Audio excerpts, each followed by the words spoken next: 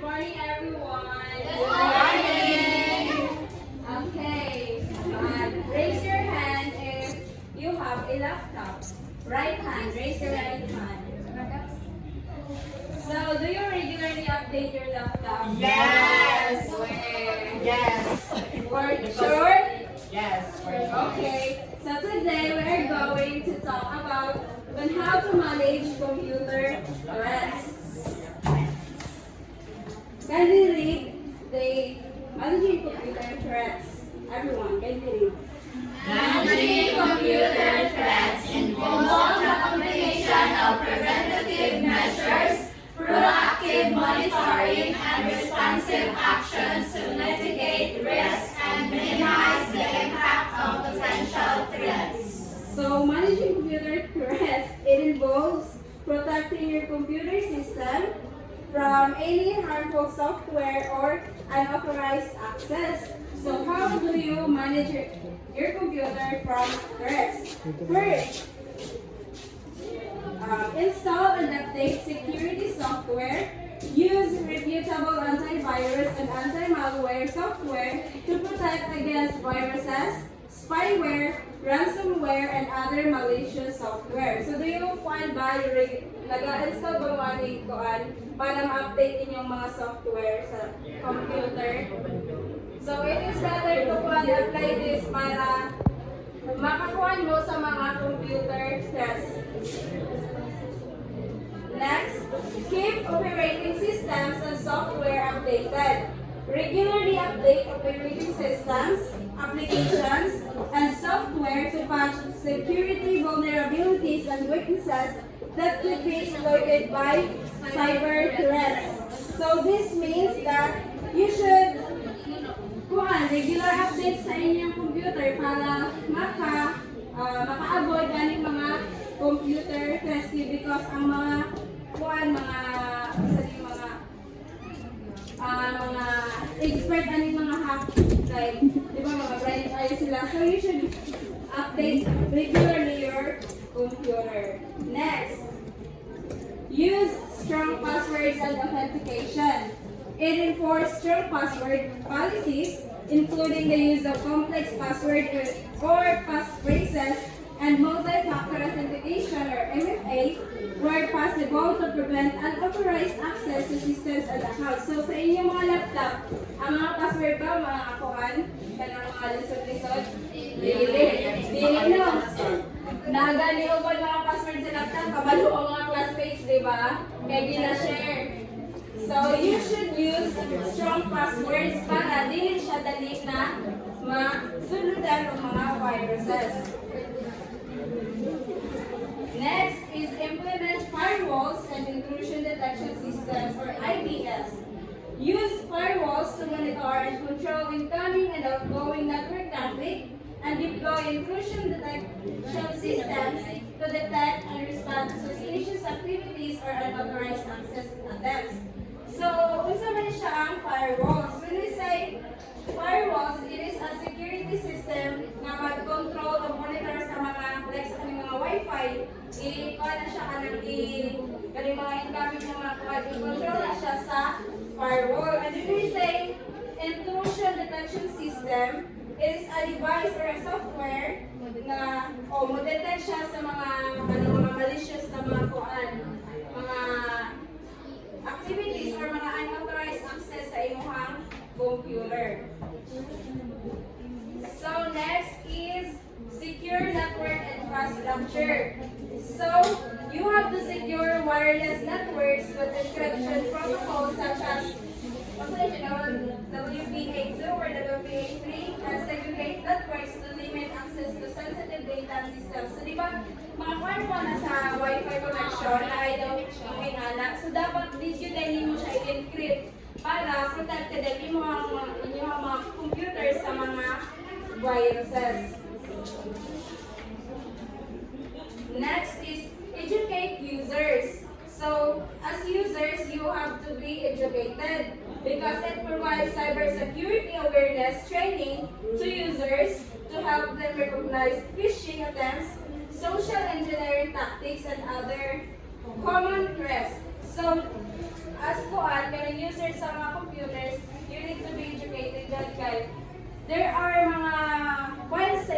laptop na need of mga private na mga information na dapat secured. So you have to be for example magkuan ng mga expert para how to manage computer threats. Next is regular backups. Implement regular data backups and ensure that backup copies are stored securely offline or in a separate location to protect against data loss from ransomware or other forms of data corruption. So regular backups, the same sa atong mga cellphones na siya yung mga auto backups, di ba? Nga makuha malink sa inyong Google account. Yes, that's it. You should back up your data or files sa laptop regularly para dili ka makuha ng mga ransomware na mga files. Next, you have to monitor and analyze logs. Continuously monitor system logs, network traffic, and user activities for signs of suspicious behavior or security incidents. So, sa inyong mga laptops, kinahanglan din ninyo siya gina-monitor ang mga websites na inyong mga kuan para makuha ninyo basig na yung mga suspicious na mga kuan nila na mga incidents para ma-secure inyong mga for example kanang magkuan mo magkuan ng mga link, di ba? Mo auto kuan dayon siya mo sulod sa kuan, auto enter. So, use security information and event management or SIEM tools to centralize log collection and analysis. So as a user, you really have to monitor and analyze kung unsay mga log sa inyong mga computer. Next, incident response plan. Develop and maintain an incident response plan outlining procedures for responding to security incidents, including containment, investigation, and remediation and recovery steps. For example, just like sa kaning Facebook gani, kung makalimot ka sa imong password na kay ka ng contact na ma-referral para ma-recover imong account. So, dapat kay incident response plan kung kinsa imong contact kung naay mga information na mga mawala or kuan para mabalik siya sa imo, para ma-recover. Next, regular security assessments and penetration testing. Conduct regular security assessments and penetration testing to identify vulnerabilities and weaknesses in systems and networks. So, as a user, good, for example, in the future, ma-teacher na ka, syempre, ang kanang mga grades sa bata, naka-input na sa imong laptop. So, you have to protect that. Kaya, kung naay mga sinahong, daoto ng imong profession, pwede na siya kana sa mga bata nga naay ka mga low grades, pwede nila kung ano ang information magpakawalawan publicly. So you really have to assess imong kung unsay mga malicious or mga incident ay mga unauthorized access sa imong computer. Next is compliance with regulations and standards. Ensure compliance with relevant cybersecurity regulations, standards, and best practices applicable to your industry or organization. This means nga dapat magkuhan din ng mga standards para as a future teacher, aware ka sa mga computer threats o kamalo ka kung saan siya pag-prevent ng mga threats. Do you understand what are they and how you are going to manage computer threats? Yes.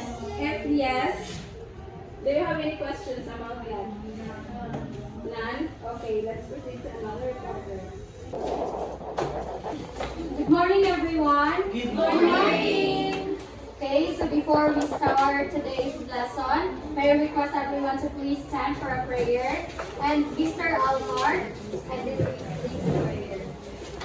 Are you ready to pray for us, please? Yes, we are. Let us pray. In the Father, the Son, and the Holy Spirit. Father, we thank you for providing us to us this morning. and to our next update, we ask for your guidance and wisdom. We ask all of these for only powerful name in Jesus. Amen. Okay, so do not take your seats yet because we are going to have an energizer first for you to be energized throughout our lesson. Okay, so this is Lola Lola Lay. Okay, let's dance everyone. Lola Lola Lola Lola Lola Lola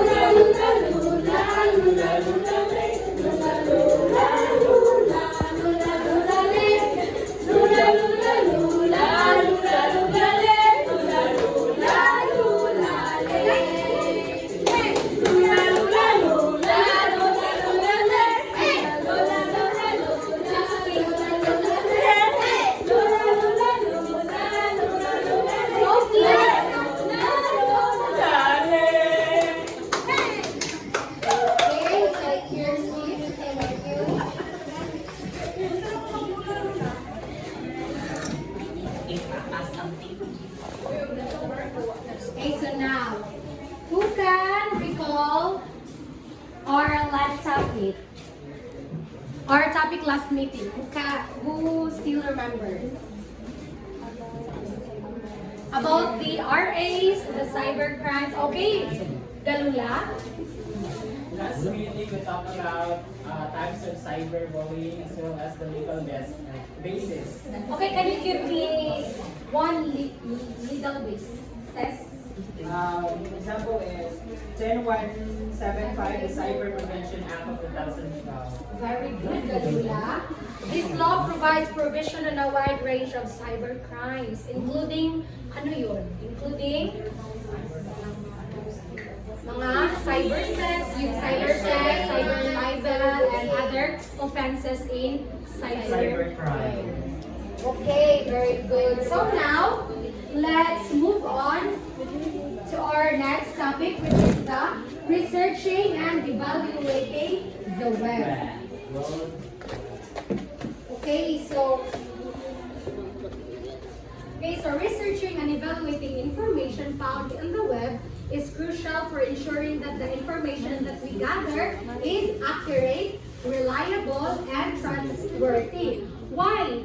Why do we need to have why is it crucial for us to ensure that our information is reliable or accurate? Yes, Almar? Because for sure there's a lot of not reliable sources that fake news. Yes, Within one spread fake news that can affect our.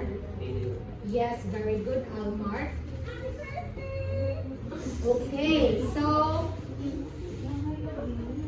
we have tips to help you research and evaluate web content effectively. First is identify reliable sources, like what Almar said earlier, that we should, ano yun, Almar? We should be responsible of evaluating the resources that we gather so that we gather the factual information and not the fake news. Yes. Look for information from reputable sources such as government websites, academic institutions that are reliable, established news organizations, and peer-reviewed journals. So, For example, sa TV Patrol, yun, reliable sources yun. And then, yung mga sources natin sa websites na yung mga, ano yun, mga Course Hero, yung Scribe, ano pa, yung Eric, Studokyo, ano pa yun? Sometimes kuha naman na dira at di kayo reliable ang source. Why, Miss Rio? Limited ang uban mga kuan articles. Yes, because that's a research from different authors man. So, yung ibang sources dyan is na, ano pa siya, yung year din niya is hindi na reliable. Because, di ba, matatakal natin yan later, pero di ba, yung pinapahanap sa atin sa research is dapat 5 years and above. Di ba yun? Kasi yung ibang sources na 19 something pa or 2000 pa, hindi na yan reliable kasi we have a fast changing or fast evolving world, so that yung iba talaga dyan hindi na reliable. So we should, pero mga website yan siya na mga maaasahan mo talaga, pero you should look for the yung mga articles dyan na reliable talaga. So dapat mo rin tingnan yung mga authors, yung year, yung date, kung reliable ba yung mga authors na yun. We will tackle that later. Okay, so ito na. Check the authorship. Determine who wrote the content and assess their expertise, credential, and affiliation. So like what I said earlier, now we should stock sab ang mga author ani nga mga research or mga articles, kung reliable ba sila, wala pa din sila nag-spread of fake news. Okay, so ato hibawan kung ang ilang credentials o kung sa bani mga ano ba din sila, mga reliable ba din sila mga authors. Okay, next is assess the website. Be cautious of websites that exhibit signs of poor quality or lack of credibility. So like what Ms. Ryu said earlier, na katudakuban po websites na what siya lack of credibility kay na ay sources dito nagipang put dito nga website nga dili na siya reliable or lack na or ang time niya or ang date niya pag-publish is very old na. Okay, next. Examine citations and sources. Verify whether the information is awarded by credible sources and references. Okay, so check if the sources cited are reputable and if they provide evidence or data to support the claims made by the content. So we should examine the citations and sources kung saan ba nakuha yung sources saan ba nakuha ng author yung sources niya to make that article or to make that news. We should examine credible sources. Next is look for bias and objectivity. Be aware of potential biases. Yung one-sided lang yung story ng article, hindi dapat natin yun kinukuha as our information. Hindi dapat tayo nagbabase sa mga bias news na mga pinapalabas or sinispread sa social media, ganon. Whether the information is presented objectively or if there is an agenda or vested interest behind it. So yung may pinapatamaan lang, yung may bias, yung may biases. And then, next is cross-reference information. Compare the information found on multiple sources to corroborate facts and ensure consistency. So, di ba sa research natin, pinapahanap tayo ng iba't ibang articles or pinapahanap tayo ng iba't ibang studies for us to compare and contrast the studies or kung yung authors ba ng studies na yun is reliable or yung studies ba na yun is existing talaga siya or factual talaga yung studies na yun. We have to look for another sources to justify para ma-justify natin na totoo talaga yung studies na yun at existing talaga siya. Okay, that's cross-reference information. You have to take note, okay, because later we have an activity about this. And about the last topic of Miss Leia. Okay, next is evaluate timeliness. consider, ito yung sinabi ko kanina, na consider timeliness of the information and whether it is up to date and relevant. Yung sabi ko kanina na, di ba sa research natin, 5 years and above lang yung tinatanggap. Kasi yung iba doon, ano na, parang pinalitan na siya or hindi na talaga reliable or hindi na reliable yung resources or yung article or study mismo kasi old na siya. Okay? Next is check for peer review. Prioritize information that has undergone peer review as it has been evaluated by experts in the field for accuracy and quality. So we should check for peer review kung sino-sino ba ang nakapag-check ng articles na yun or yung studies na yun or if that study is na-check na siya ng iba't ibang iba't ibang mga authors din or mga tao na expert on that field. Okay, next is use fact-checking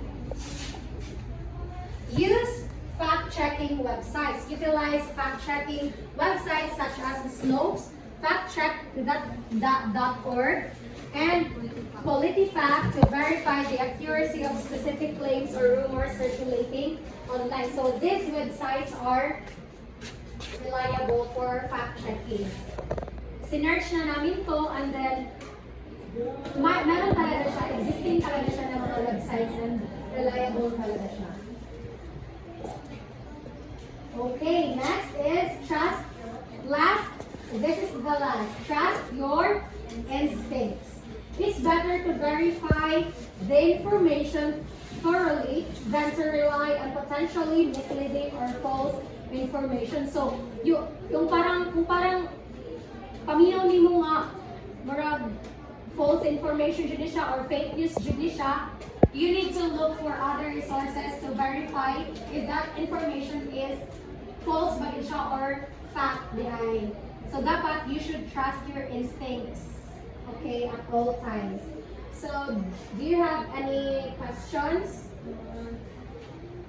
Clarifications? Yes, John Mark. None? Do you understand? Okay, since you understand, what is cross-reference information? Anyone? Anyone? None? Okay, Castro. Cross-reference information. From the word cross. Cross-reference information, it is comparing both information o kung sa makita niyo sa isa. Kasi compare niyo sa isa na po para makita if reliable ba itong information. Very good, Castro. You are listening. Okay, Joanna. What do you mean by evaluate timeliness? Okay. We should evaluate timeliness.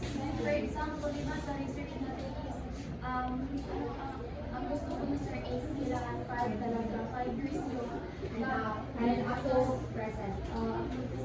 there are some, di ba kung sa yung mga sa unang pa is, hindi nila kasigurado if reliable ka ba yun, ay ngayon, Kasi yung world natin is changing. Okay, very good, Joanna. Sino pa? Who else? Okay, Galula. What do you mean by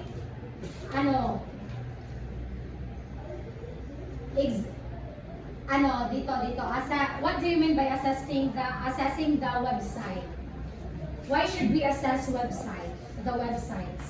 So we should have a website is for us to be it is reliable reliable na siya mga resources in making our contact information nga itong gamitin. So we should also assess always na ang mga website it is dili ba na siya Now spread of mga false information. very good, Galula. So this time, kay naminawan dyan mo, this time, we will have an activity. So this activity is called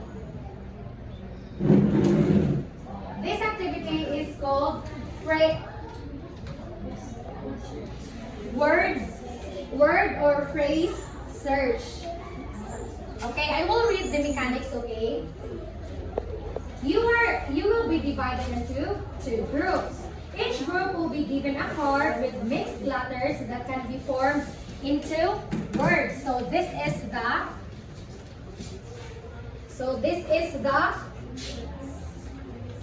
card or the bond paper with words.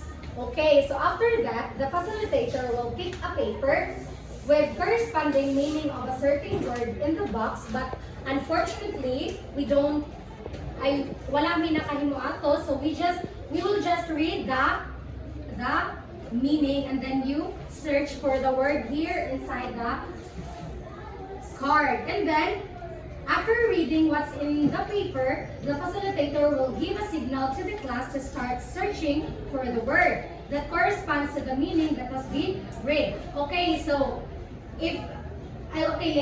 later na muna ako magbibigay na ako. The class will only encircle the word. After they encircle the word, they will chant a sound of an animal. The team that can chant first will earn a point.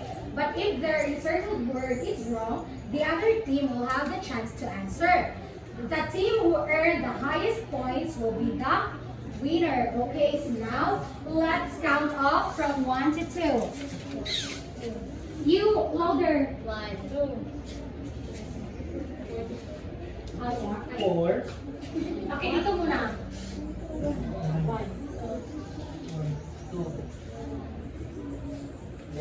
Two.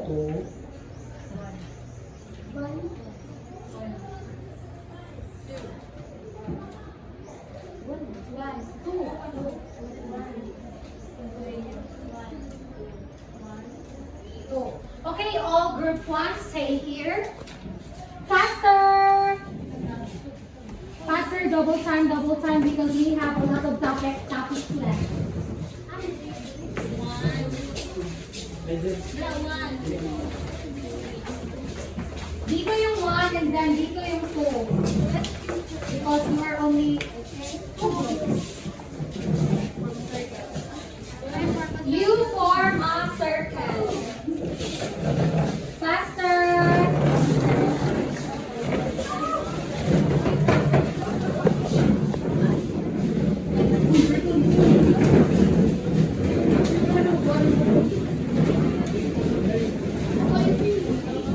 Okay, faster. Are you now settled? Group 2? Group 2, you are not yet settled. Arrange your circle. Tarungan na yung circle. That's not a circle.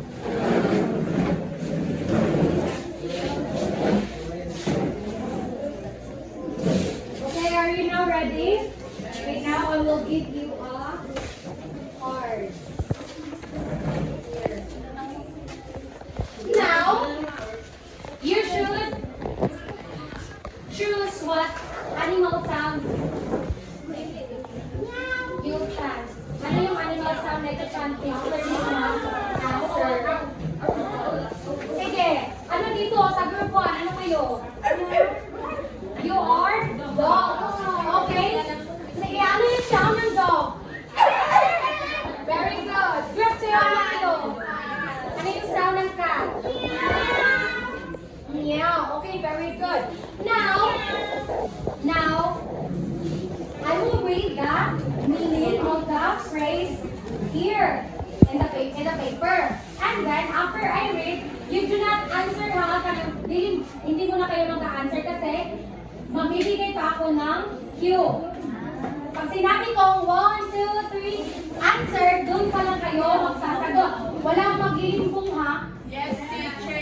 Do you know what is limbong? Yes! Okay. Ano yung teacher? Are you now ready? Yes! Okay.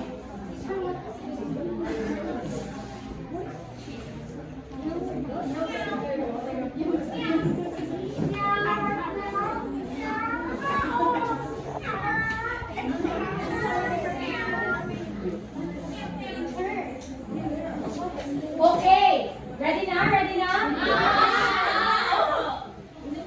Ang nandyan lahat sa nyo ha, is na nasa report namin dalawa ni teacher. Yeah. So you should be ready. Okay, number 1. It involves a combination of preventative measures, proactive monitoring, and responsive actions to mitigate risks and minimize the impact of potential threats. This is threat. Threats. Yes, Lias report. Threats. Are you done? Wala pa galing ko nag... Hindi ba ako nasabi 1, 2, 3? Answer.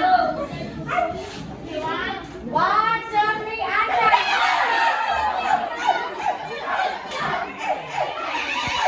Okay, good one. Okay, good one. What's your answer? Let's put teacher. Is that the complete answer?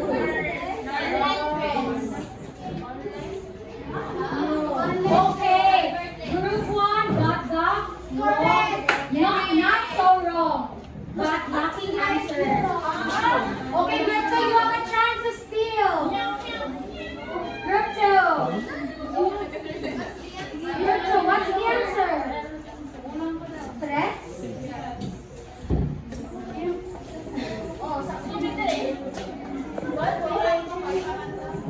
Pamayan.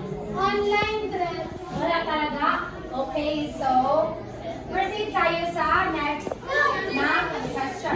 So, ang kamusagot doon ay managing computer threats. Di ba sabi ko, words or phrases? Okay, ganito siya, oh. Tumingin mo na kayo dito lahat. Pwede siyang pa-zigzag. Hindi talaga kasi namin sinunod yung crossword puzzle kasi mabibilisan kayong sumagot. So, ang ginawa namin, may pa-zigzag, may yung pa ganon. Ay, basta pa, crossword.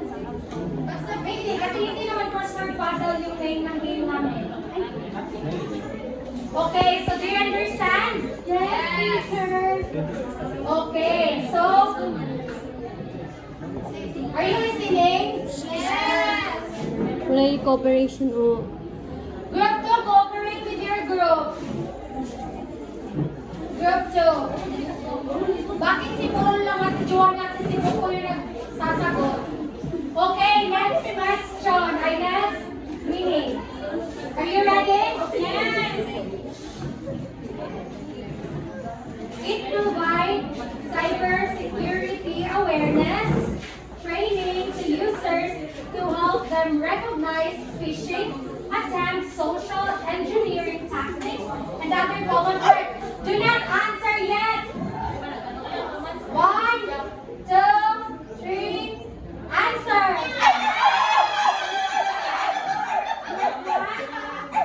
Okay, group 1. Educate users through teachers. That's right, group 1.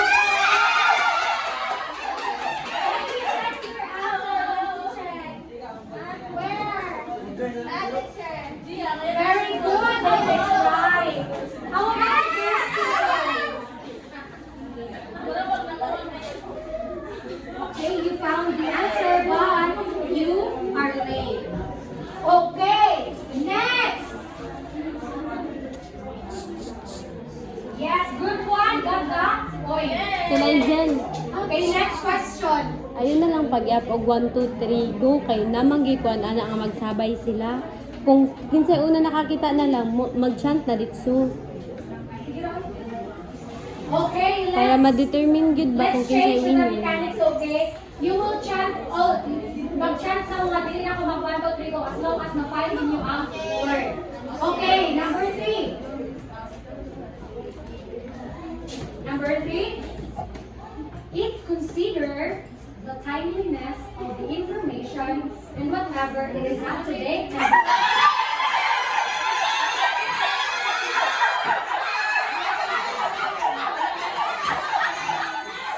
someone, your answer.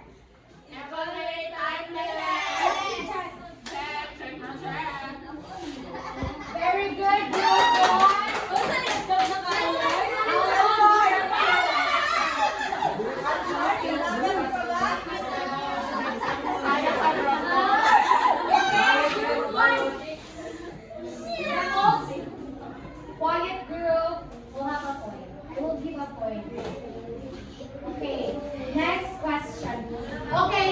first, group 1, 2 points na kayo, and then group 2, habol-habol. We have 10 questions here, so don't... Okay, next. It is the comparing of the information found on multiple sources to corroborate facts and ensure...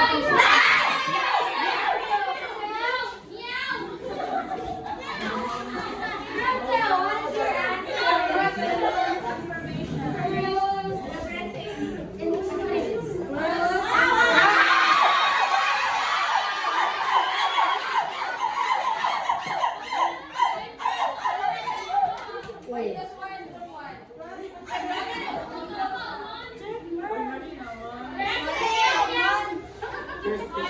Hoy, okay, group 2 got the correct answer. Group 2, 1 point, and then the group 1, 2 points. Next.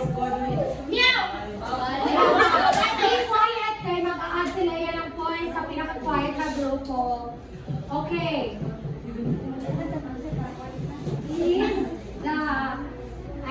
It is to determine who wrote the Hindi pa. Natago kayo na ba?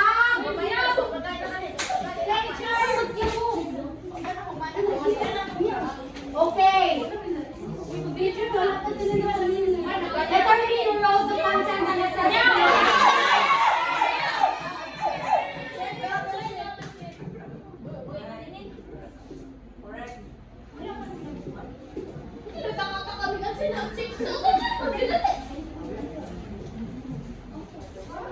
Check the authorship. Very good, group 2. Oh my God, you have nice. Tayo na kayo. Okay, next. It is continuously monitor system logs, network traffic, and user activities for signs of suspicious behaviors or security incidents.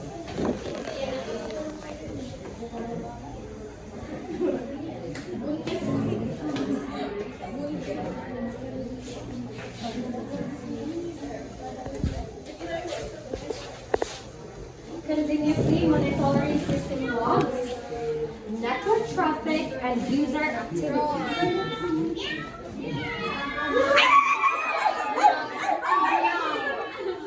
Okay, group 2. What? Where? Ang gilinginan. Where? Monitor. No, this isn't the correct answer. This is not the correct answer, group 2. Group 1, you have a chance to steal. Mali na? Nahanap niyo ba? Mali lang. Yes, ma'am. Yeah,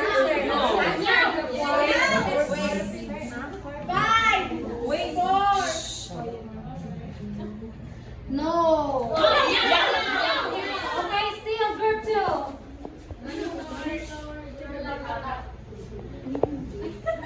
No. No. Oh my God, group 1. You got it wrong. Pass na ba?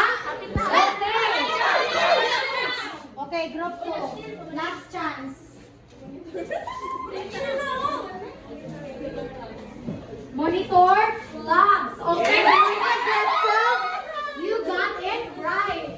You have 3 points already. Next, group 1, habol-habol. It is prioritizing the information that has undergone peer review, as it has been evaluated by experts in the field for accuracy and quality. Okay, group 1.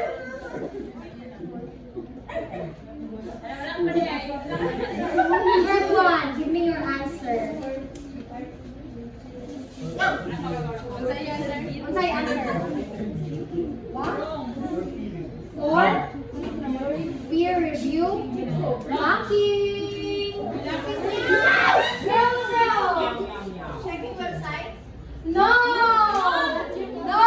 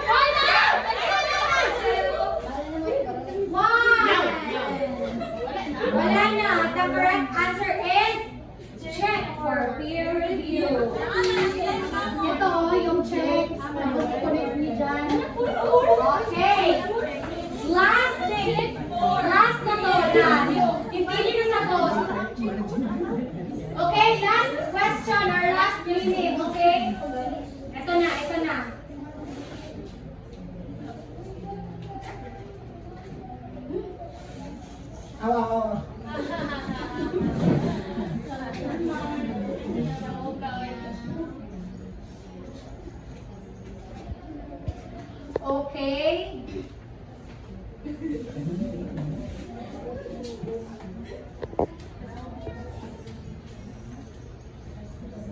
Okay, last.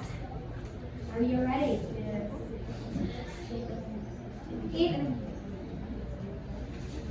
Okay, so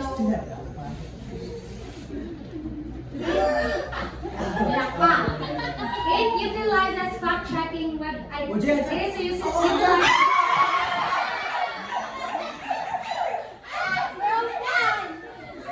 Nakikipit-play si Jaya. Sige, what's your answer? Where is your answer? Group 1.